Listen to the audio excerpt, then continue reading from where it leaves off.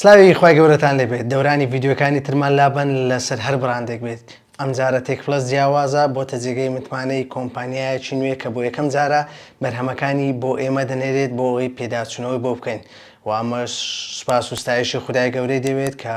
ڤیددیوکانمان بە بەرزترین کوالیتیە و هەروەها بەو پەڕی متمانەوە پێداچوونەوە بۆ بەرهەمانە دەکەین کە لەلایەن کۆمپانیەکانەوە بۆ ئێمە دەنێردرێت. ئەم بەرهەمەی ئەمڕۆ لە ژێردەستی ئێمەیە کۆمپانیایەکە کە زۆرترین فرۆشی هەیە لە بازاڕەکانی عێراق. ئەم بەرهەمەیان جیاواز لە بەرهەمەکانی تریەتی کە ئاستێکی زۆر باشی هەیە و بۆ ئێمە نێردراوە بۆ ئەوەی بە و پەڕی متمانەوە پێداچوونەوەی بۆ بکەین و خاڵە بەهێز و لاوازەکانی ئەم بەرهەمە بخەینە ڕۆ و ئەمەش کارتۆنی مۆبایلەک هەیە و جارێ باسی هیچ ناکەین و پاشکەمێشتر دەگەڕێنەوە لاتان.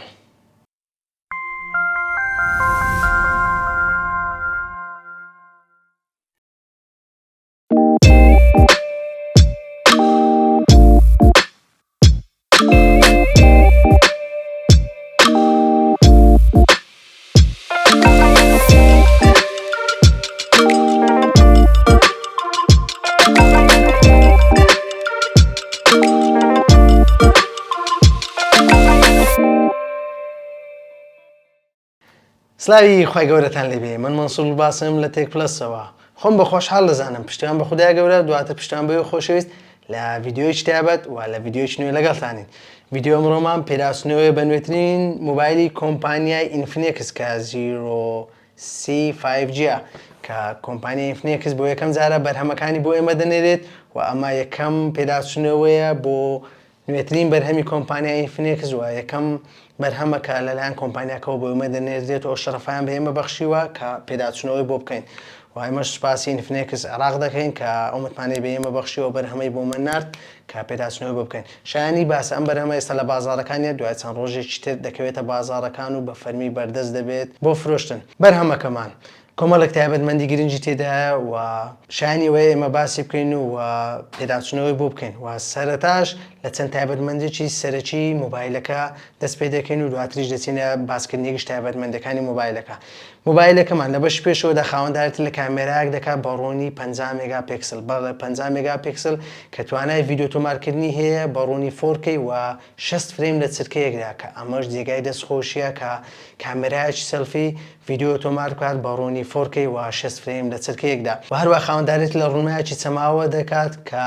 خێرایی ڕوونماکەشمان 144 هێرتزەوە مۆبایلەکەمان کار بە چارەسەرکەری کۆمپانیای میدیاتێک دەکات کە دایمەنستی 8020 و مۆبایلە کۆمەڵێک تایبەتمەندی ناوازە و گرنگی تێدایە. پێش ئەوەی بچینە باسکردنی گشت تایبەتمەندەکان کە سەبسکرایبی چەناڵەکەمان لەبیر مەکەن و هەروە لایکی ڤیددیۆکە بکەن و شەیری بکەن بۆ ئەوی زۆرترین کەس سوودی لێ ببینێت و زەنگوڵەکەش چالاک بکەن بۆی لە کاتی دانانی ڤیددیۆ ئاگەنامەی چەناڵەکەمان بەوێ خۆشەویست بکات. ئەگەر بچینە ناو باسکردنی تایبەتمەندەکان و پێش ئەوەی باسی گشت تایبەتمەندەکان بکەین ئێمە سەرەتا باسی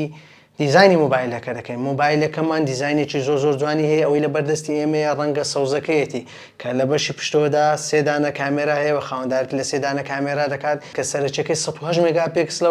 و لەسەر سەکۆیەکی دەتوانم بڵێم تا ڕادەیەک لاکێشەیی جێگیر کراوە کە بە ڕەنگی گۆڵدی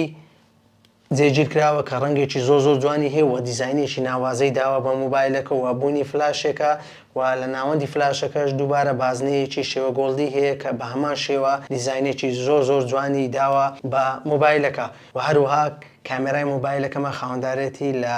تایبەتمەندی OIS دەکات بۆ دژە لەرزین کە دوای دێنە سەر باسکردنی گشت تایبەتمەندەکانی کامێرەش. ئەوەی لە بەردەستی ئێمە ڕەنگە سەوزەکەیەتی کە شێوە جڵدە و دیزاینێکی زۆر جوان و ناوازەی هەیە. مۆبایلەکەمان لە بەشی پشتەوە لە بەشی پێشەوەدا خاوەندارێتی لە ڕوونمایەک وە لە پشتێکی چەماوە دەکات کە لە نێو دەستەکاندا زۆر خۆشە و چێشێکی تا ڕادەیەک سوچەیە کە 185 گرامە و لە کاتی بەکارهێنان ئاسوودەیت پێدەبەخشێت و بێزار ناکات لە کاتی بەکارهێنانی زۆر بۆ مۆبایلەکە. ئەگەر ئێستا بێنە سەر بەشی لا ڕاستی مۆبایلەکەمان لە بەشی لا ڕاستی مۆبایلەکەمان دوگمەی هەڵکردن و کشانەوەی مۆبایلەکەمان هەیە و هەروە دوگمەی زیادکردن و کەمکردنی دەنگمان هەیە. لە بەشی سەرەوەماندا خاوەندارێتی لە دوانە بڵندگۆی ستریۆ دەکات کە لە بەشی سەرەوە لە بەشی خوارەوە جێگیر کراوە و هەروەها بوونی مایکێکە و لە بەشی لاچەپی مۆبایلەکەمان هیچ فەرمانێک بوونی نییە و لە بەشی خوارەوەی مۆبایلەکەمان دەرچەی سیمکارتمان هەیە و مایکێک و هەروەها دەرچەی بارگایکردنەوە شێوە تایپسیمانەیە وەک ئاماژەشمان پێدا بەڵندگویەکی کەشمان هەیە بەم شێوەیە لە سەر و خوارەوەی موبایلەکە جێگیر کراوە و موبایلە کەشمان خۆشبەختانە خاوەندارەتی لە دوانە بڵندگۆی ستریۆ دەکات. هەرچی دەربارەی پەنجەمۆری موبایلەکەی مۆبایلەکەمە خاوەندارەتی لە پەنجەمۆرێک دەکات کە لەژێر ڕوونماکەیدا جێگیر کراوە و ئێمە تاقیمان کردەوە لە کاتی دانانی پەنجەمان لەسەر ڕوونمای موبایلەکە ئەوە خێرایەکی بەرچاوی هەیە بۆ ناسینەوەی پەنجەمان. ئێستا ژەگە بینە سەر باسکردنی گشتای بەدمەندەکان و وەک خۆتان دەزانن ئێمە لە سەرەتا لە ڕوونمای موبایلەکە دەست پێ دەکەین. ڕوونمای موبایلەکەمان لە جۆری ئەمۆلیدە و چەماوەیە و بەقەبارە 6.78 ئینجە بە ڕوونی فول HD+ و ڕەشێنەی چاڵی ڕوونما کە کامێرا سەلفەکەیەتی لە ناوەڕاستی ڕوونماکە لە بەشی سەرەوە جێگیر کراوە. وا ڕوونماکەمان توانێت نوێبوونەوەی 144 هێرتزە و تێکرای وەڵامدانەوەی سەری پەنجەشی 360 هێرتزە و تێکرای ڕۆشنایی ڕوونماکەمان لە کاتی بەکارهێنان لەبەر ڕۆژ دەگاتە 950 نیتس و کۆمەڵێک تایبەتمەندی گرنگکەن لە ڕوونمای ئەم موبایلە وەرە بە ئەوانیش باس بکەین. ڕوونمای موبایلەکەمان خاوەندارەتی لە سەر 1 ملیار ڕەنگ دەکات و هەروەها تایبەتمەندی HDR++ و DCI-P3 لە ڕوونمای موبایلەکەماندا هەیە و ڕوونمای موبایلەکەمان بەرزترین ڕێژەی لە ناوبنی تیشکە زیان بەخشەکانیشی کە ناسراوە بە PWM 2106 هێرتزە کە ئەمە ژوا دەکات لە کاتی بەکارهێنان موبایلەکە یاخود ڕوونمای موبایلەکە هیچ زیانێکی بۆ چاوەکانمان نەبێت و ئەمەش تایبەتمەندیی گرنگە کە لە ڕوونمای موبایلێکە بێت کە نرخەکەی لە خوار $300 ئەمریکیە و خۆشبەختانەش ڕوونمای موبایلەکەمان پارێزراوە بە چینی گۆرەلا گلاسی نەوەی پێنجەم.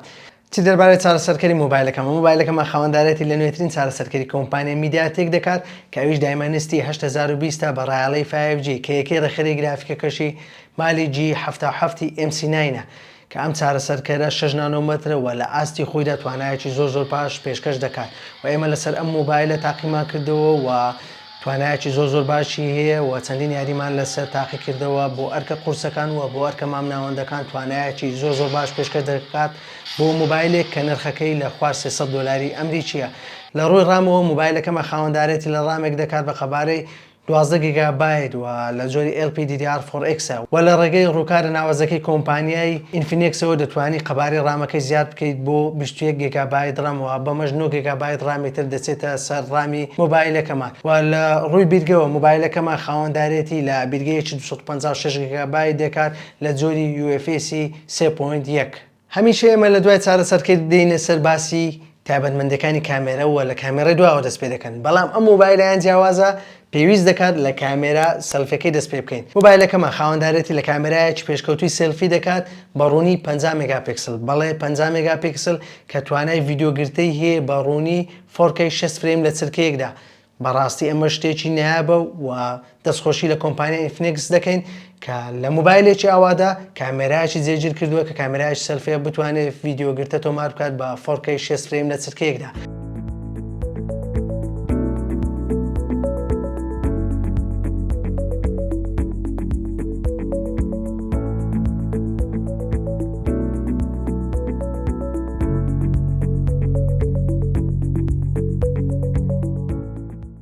ئەمە کامێرە سێلفی ئینفینێکس 0C 5G کە دەتوانێت ڤیدیۆ تۆمارکە بە 4K 6 فریم لە چرکەیەکدا. بۆ موبایلێک کە نرخەکەی لە خوار $300 ئەمریکا بەڕاستی شتێکی نایابە و دەستخۆش بۆ کۆمپانیای ئینفینێکس کە بتوانێت موبایلێک بەو نرخە و بۆ تایبەتمەندی بە هەردوو کامێرەی دواوە پێشەوە بتوانێت ڤیدیۆ تۆمارکە بە 4K 30 فریم لە چرکەیەکدا.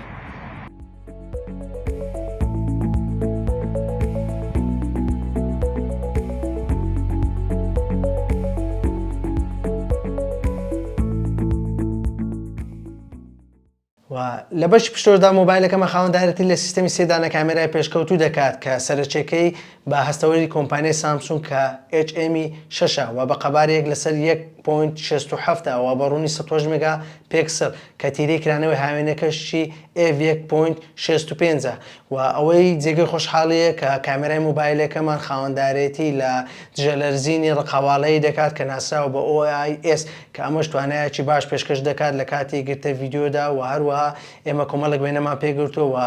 لە ڕۆژدا و لە دۆخی ڕووناچکەمیشدا کە توانایەکی زۆر باش پێشکەش دەکات کامێرای ئەم موبایلە و کامێرای دوێمیشمان بە ڕوونی 2 مگاپیکسلە بۆ وێنەی ماکرۆ و هەروەها کامێرای سێمیشمان 13 مگاپیکسلە بۆ وێنەی گۆشە فراوان کە ئەوێش توانایەکی دەتوانین بڵێن باش پێشکەش دەکات و ئەوە جێگەی خۆشحاڵیشە لە نێو ئاپی کامێرادا کۆمەڵێک تایبەتمەندی تێدا جێگیر کراوە کە دەتوانانی سوودیان لێ وەربگریت بۆ ڤلۆگکردن و بۆ کۆمەڵێک شتی تر کە دەتوانانی ڤیدیۆکان بە باشترین شێوە بە جوانترین شێوە ڤیدیۆکان تۆمار بکەی و سوودیان لێ وەربگریت و ئەمەش ئاستێکی باش بۆ کامێرا بەردەست دەخات بۆ ئەوەی بەکارهێنەر بتوانێت سوودی لێ وەربگرێت.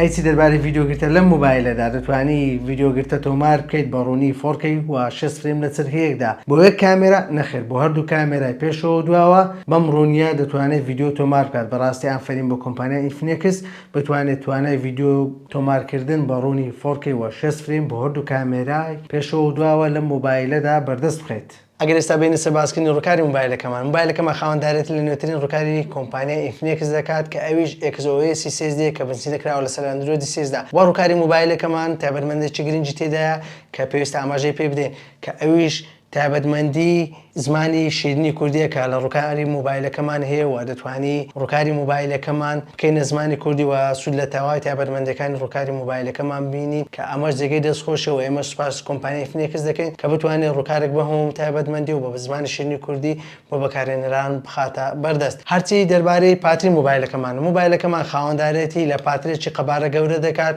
کە قەبارەکەی 5000 میلی ئەمپێرە و توانای بارگای بوونەوەشی 68 واتە و خۆشبەختانە کە لەسەری بارگایکەرەوەی 68 واتیش لە نێو پاکەتی مۆبایلەکە جێگیر کراوە و هەروەها دەتوانێت مۆبایلەکە لە 0 تاکو 100 بە 47 خولەک بارگایی بکاتەوە. ئەیچی دەربارەی نرخی مۆبایلە نرخی ئەم مۆبایلە ناوازەمان بەو هەموو تایبەتمەندی ناوازەیە بۆ بازاڕەکانی عێراق و هەرێمی کوردستان بە بیرگەی 256 گیگابایت و ڕامی 12 گیگابایت و 9 گیگابایت ڕامی زیادکراوێتتر بەم شێوەش دەبێتە 21 گیگابایت ڕام و بە دیاریە کە 22کێکی کۆمپانیای ئینفینێکسە لە جۆری بەدزلایت کە بە دیاری لەگەڵێتی بە نرخی 279 دلاری ئەمریکی دەخرێتە بازاڕەکانەوە بە گرنتی ڕاستەقینەی کۆمپانیای ئینفینێکس. و ئێمە هیچمان نەماوە باسی بکەین پێشەوەی کۆتای بە ڤیدیۆکە بینین دەمەوێت ئاماژە بۆ بدەن. سوپاس و پێزانین بۆ کۆمپانیای ئینفینێکس عێراق کە ئەو متمانەی بە ئێمە بەخشی ئەو مۆبایل ناوازێ بۆ ئێمە نار کە پێداچوونەوەیکی تەواوی بۆ بکەین و